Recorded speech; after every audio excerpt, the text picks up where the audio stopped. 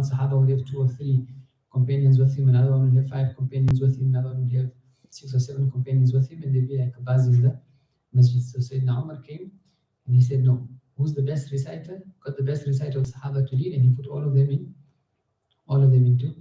in one congregation. And he himself said, what a good innovation this is. And so things which bring people closer to Allah subhanahu wa ta'ala are permitted if they fall within the ambit of what the Sharia allows. And in the Qur'an, Allah subhanahu wa ta'ala says, Ya ayyuhalladhina amanu isjudu warka'u, Ya ayyuhalladhina amanu irka'u wasjudu waf'alul khayr. O you who believe, prostrate, bow down, make ruku', make sujood, waf'alul khayr, and perform good deeds, لَعَلَّكُمْ تُرْحَمُونَ, so that mercy may descend upon you. What is good deeds? Any form of good deeds. Allah has left it open in the Quran for you to perform any type of good deeds. And the Prophet also spoke about the hadith that whoever introduces a good sunnah into Islam, he will be rewarded for those who practice upon it and those who follow him in it until the day of Qiyamah. And the one who introduces a bad practice in Islam, then he will suffer the consequences, he will bear the sin of it and bear the sin of all those who follow him until the day of Qiyamah. So the Prophet also mentioned about the introduction of things which weren't there before, but good and bad. The condemnation is for those things which are bad or which go against the essence of what the Quran and the Sunnah brought. A certain religious scholar used to say, I shall read from the Mus'haf in which letters are dotted, but shall not dot them myself.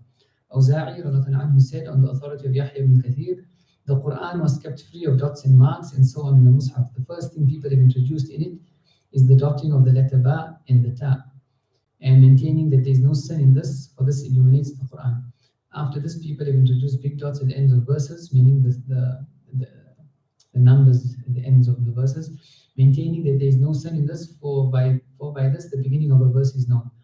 After this, people introduced marks showing the ends of surahs and marks showing their beginnings.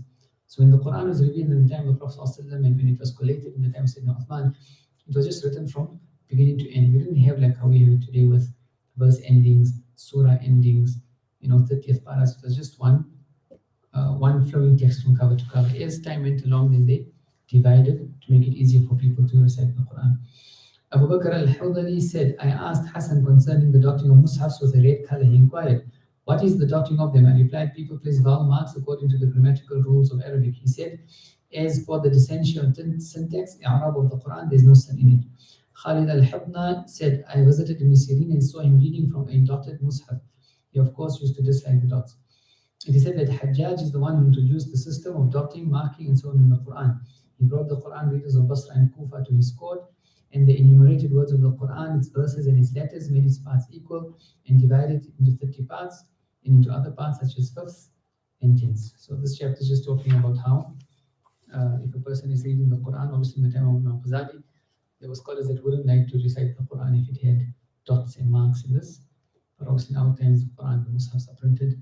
It's no problem if a person reads the Quran. If it assists him, now we have also like the color-coded Tajweed Quran. We have the Qurans with the meanings and the commentaries, sometimes even with the translations and all this. Whatever helps you to connect to the Quran and connect to reading the Quran and connect to Allah subhanahu wa ta'ala, then there is no harm in it. Ask Allah subhanahu wa ta'ala to grant us tawfiq. Wa sallallahu ta'ala ala sayyidina Muhammad wa ala alihi wa sahbihi wa sallam. Subhanakallahumma wa bihamdik. Nashhadu an la ilaha illa anta nastaghfiruka wa natubu ilayk.